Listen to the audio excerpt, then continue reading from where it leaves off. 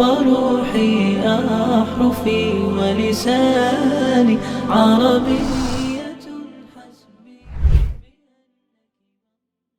الحمد لله تعالى الذي علم القرآن، خلق الإنسان، علمه البيان.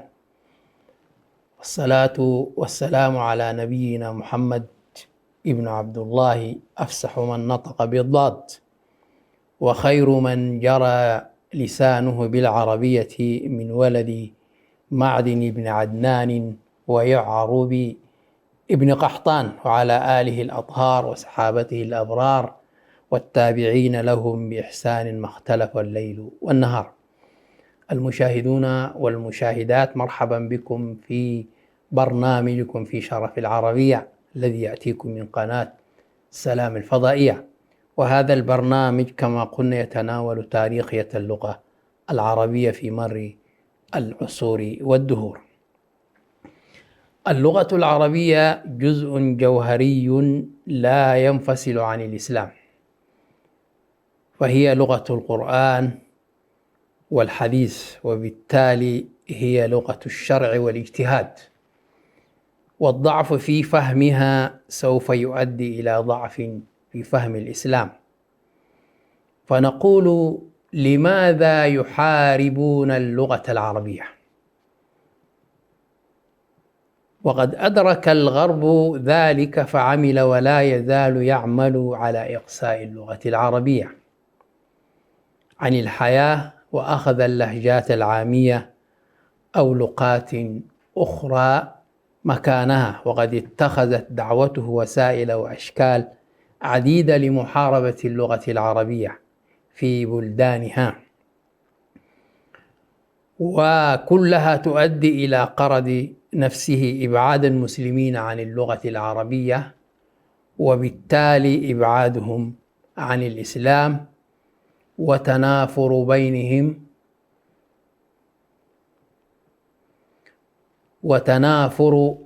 بينهم بين المسلمين لعدم وحدتهم في اللغة العربية. أولا، الدعوة إلى القوميات أو القومية، مثل القومية العربية وكذا، ومنها القومية العربية التي رعاها الغرب الكافر وخرج لها أتباعه من الإرساليات التبشيرية. كان من أهدافها فصل مسلمي العرب عن مسلمي الترك وعن مسلمي الهند وغيرهم، وبعد أن تم له ذلك بواسطة صنائعه من اليهود والنصارى في بلاد الشام، فركزوا في دولتين عربيتين أساسيتين هما مصر والشام، أو مصر ولبنان، لأن مصر كانت اللغة العربية تشع من جامع الأزهر، والأزهر اهتم باللغة العربية وعلوم الإسلام، فلذلك اجتهدوا في أن يطمسوا هذه اللغة العربية في هاتين الدولتين، مصر ولبنان، أو ما يسمى بالشام. وبعض المطبوعين بالثقافة الغربية من المسلمين، هؤلاء ساعدوا الكفار في طمس اللغة العربية وإبعادها عن الحياة. وتوج نجاحهم، أي نجاح الغرب في هذا، بسقوط الخلافة الإسلامية الأخيرة سنة 1924 بما يسمى العثمانية في تركيا. حاليا كانت خلافة تحكم البلاد بنظام واحد. 2، استمر في دعوته إلى محاربة المسلمين العرب للغتهم الفصحى، ونشر فيهم العامية، ونشر فيهم اللغة الأم، وهكذا لإضعاف اللغة العربية. ودعا كذلك إلى نشر العاميات واللهجات الإقليمية، وكان رواد هذه الحركة هم المستشرقين. والمستشرق هو الذي درس اللغة العربية والعلوم الإسلامية في بلاد الإسلام، وهو بذلك يعرف مدى تأثير اللغة العربية في المسلمين. فالذين بدأوا بمحاربة اللغة العربية الفصحى هم المستشرقون. كان أول من حث على التحول عن الكتابة باللغة العربية الفصحى إلى الكتابة بالعامية الإقليمية داخل البلاد العربية هو المستشرق الألماني ويلهام سبيتا. هذا كان مديرا لدار الكتب المصرية خلال الثلث الأخير من القرن التاسع عشر في كنف الاحتلال البريطاني. وفي عام 1880 وضع هذا المستشرق كتابا أسماه قواعد اللغة العربية العامية في مصر، لأنه في ذاك الوقت المصريون كانوا يتكلمون بالعربية الفصحى، فجاء بالعامية المصرية. وفيه يقول في هذا الكتاب، يقول: وبالتزام الكتابة بالعربية الكلاسيكية يعني القديمة، يقصد الفصحى، لا يمكن أن ينمو أدب حقيقي ويتطور، لأن الطبقة المتعلمة القليلة العدد هي وحدها التي يمكن أن يكون الكتاب في متناول يدها.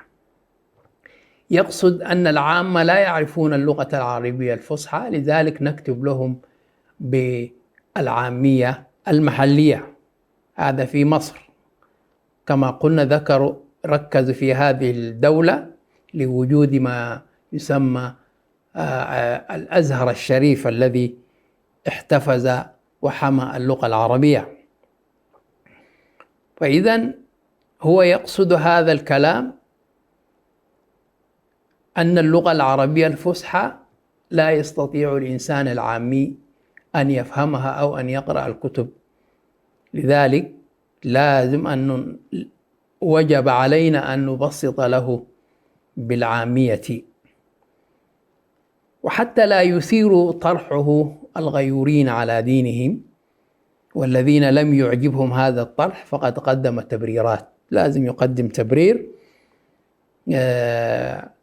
لنقل الناس من اللغة العربية الفصحى إلى اللغة العامية المحلية.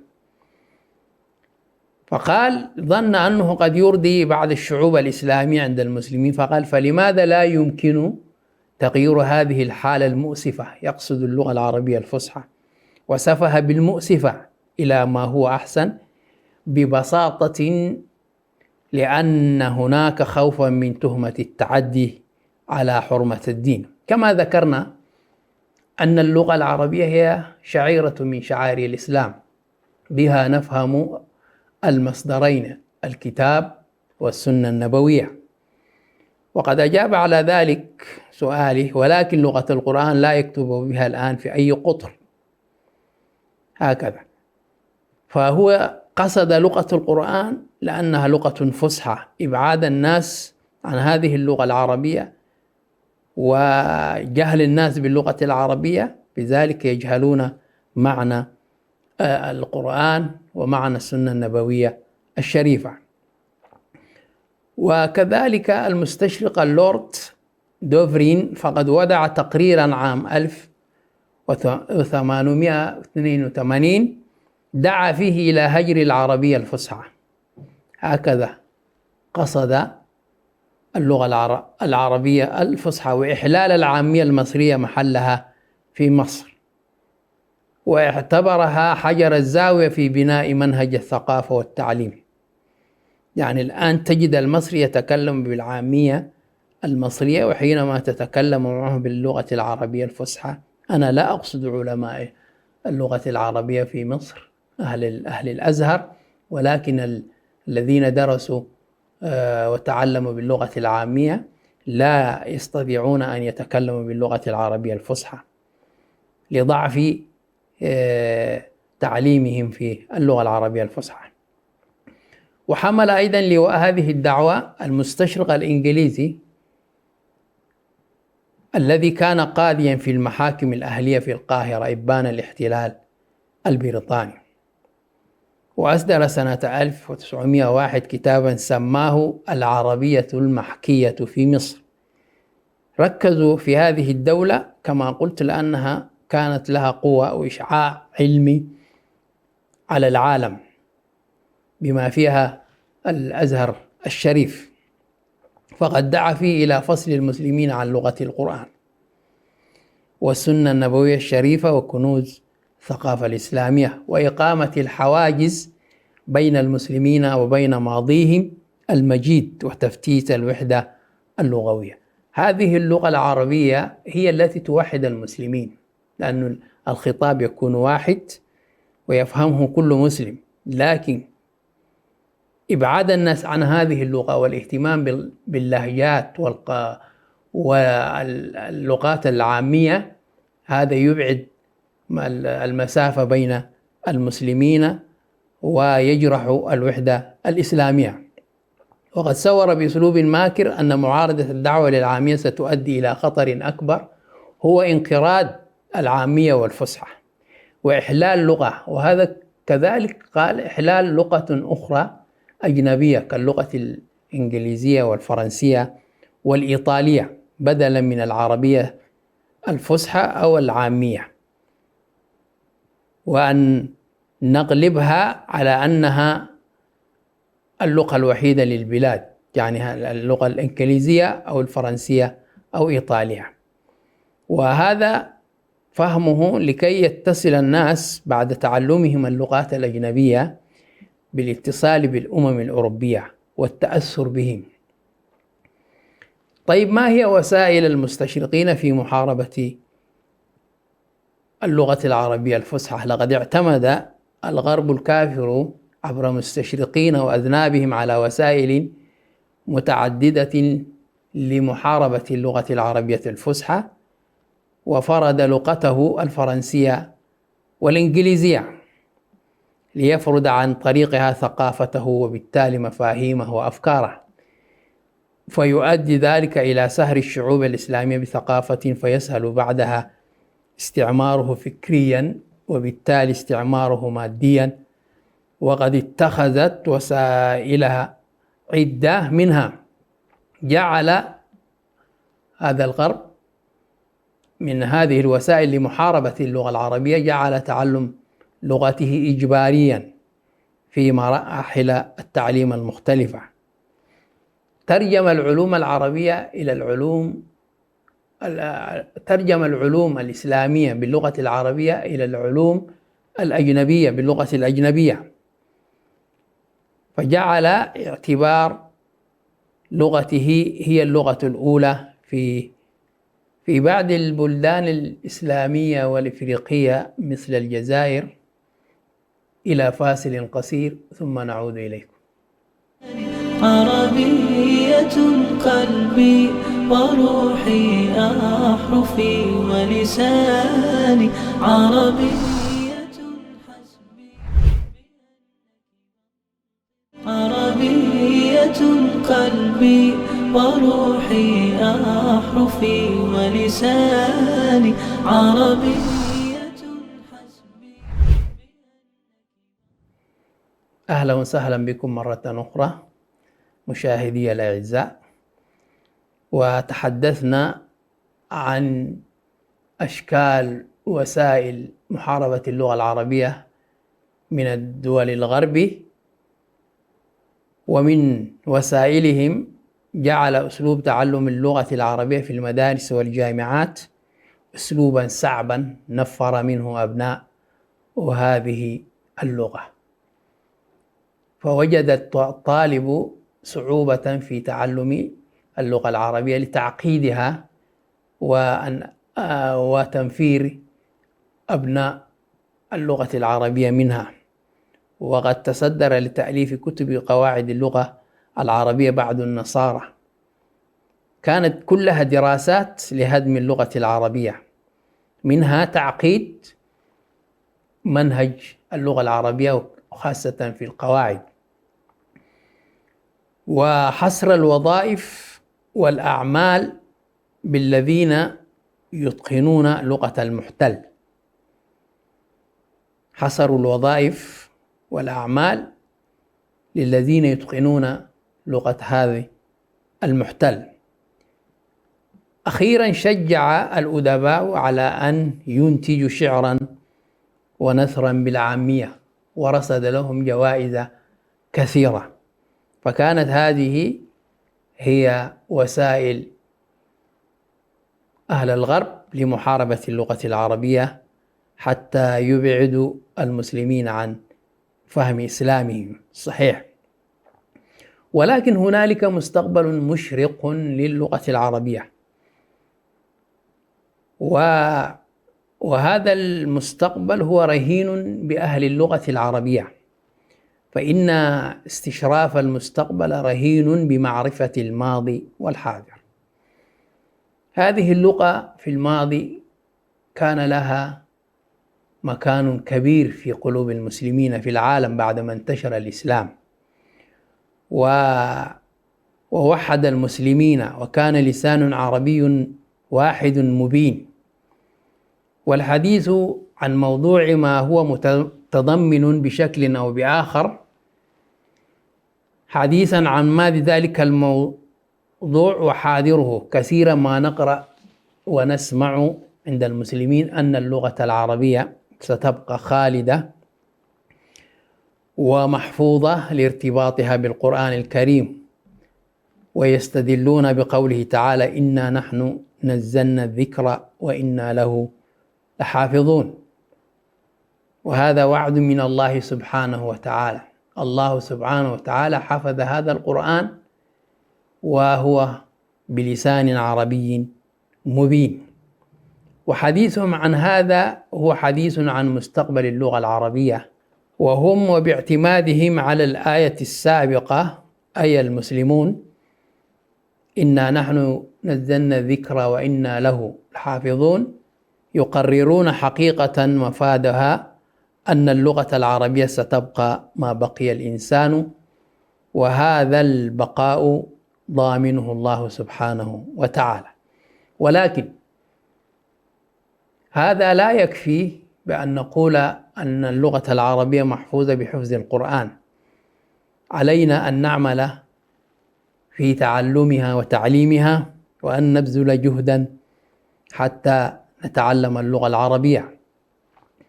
إن اللغة لا تعدو أن تكون وعاء وسيلة. أي لغة هي وعاء ووسيلة من وسائل الناس في التخاطب والتواصل، وهي مثلها مثل باقي الكائنات الحية، تعيش وتزدهر إذا توافرت شروط الازدهار.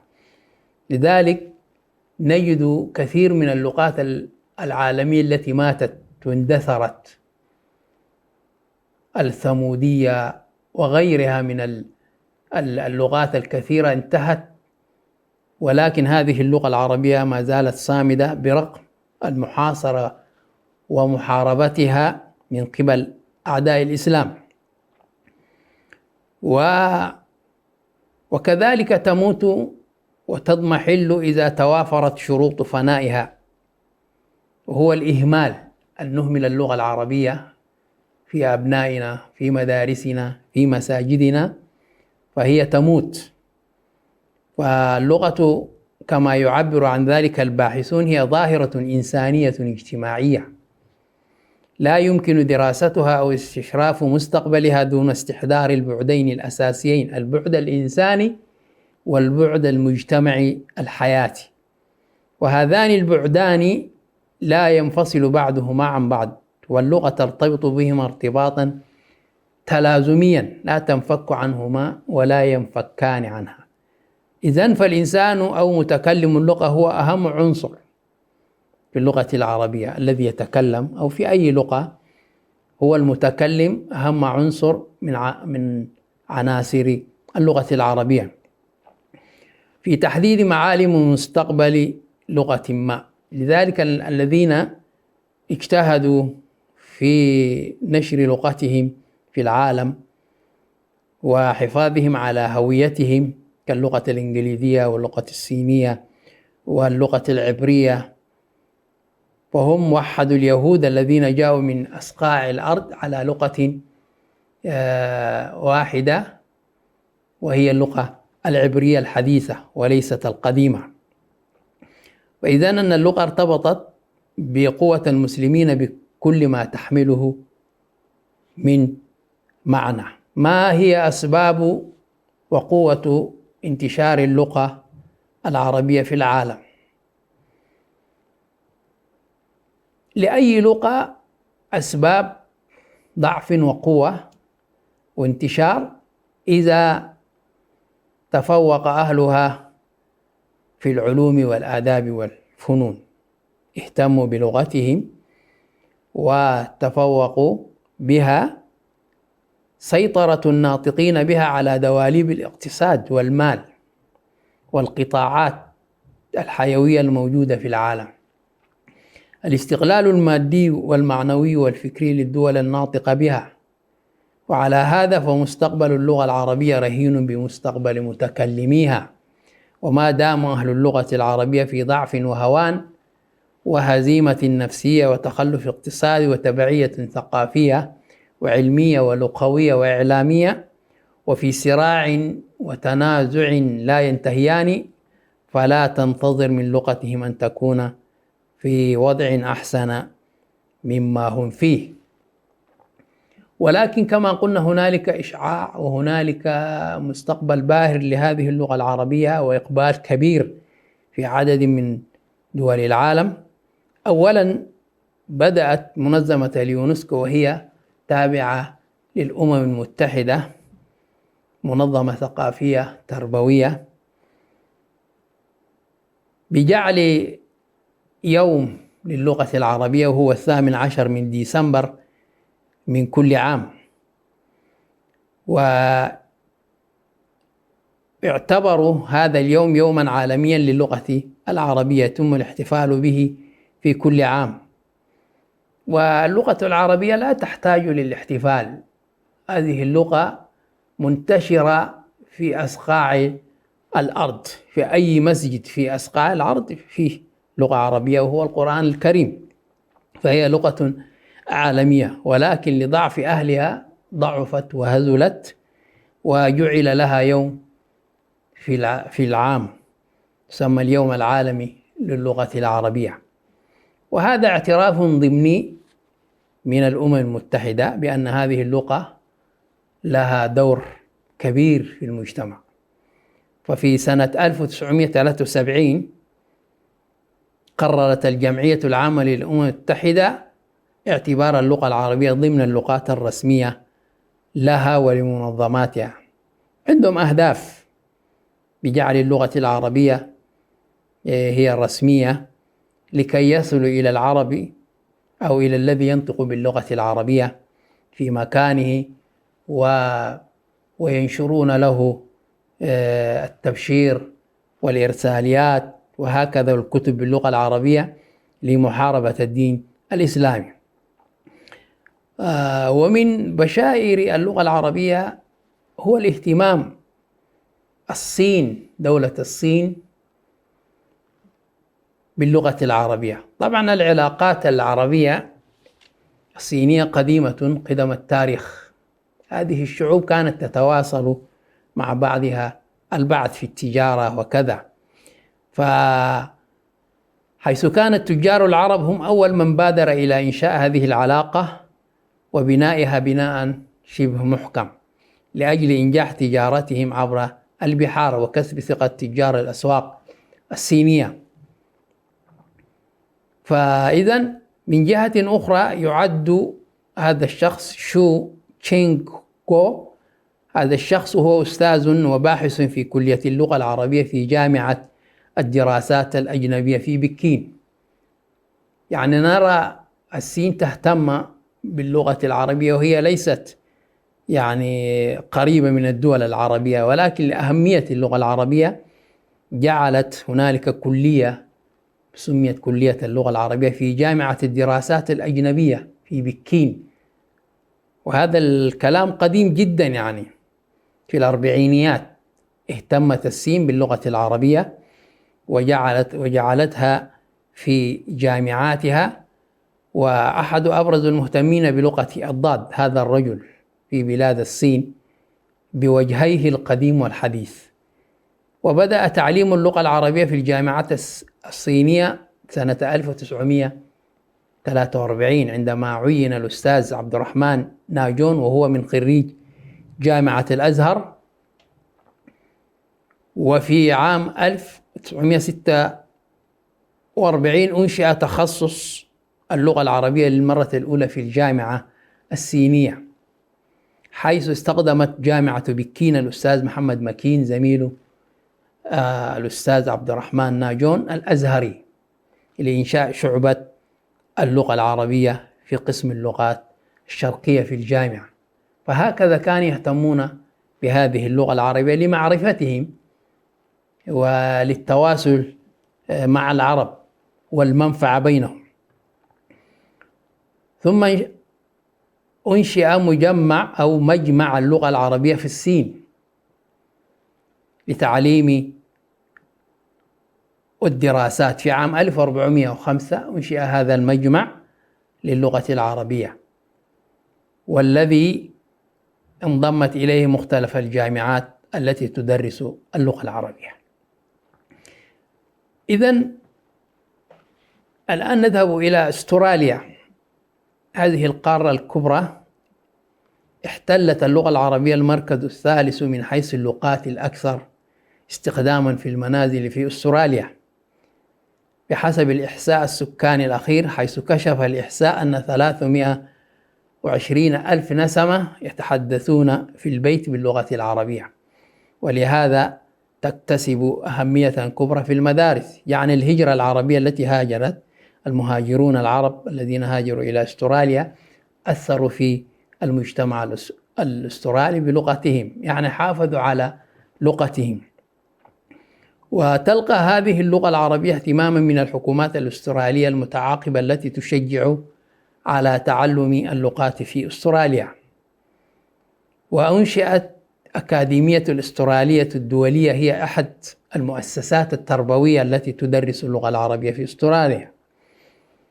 وللأكاديمية فروع في سيدني وميلبورن، وتقدم اللغة العربية في مراحل التعليم المختلفة. نعم، إذن هذا من المبشرات لمستقبل باهر للغة العربية، وتعيد نفسها في قيادة العالم إن شاء الله. وإلى أن نلتقيكم في حلقة قادمة بإذنه تعالى، استودعكم الله، والسلام عليكم ورحمة الله وبركاته. عربية حسبي بأنك منطقي وبياني، عربية قلبي وروحي أحرفي ولساني، عربي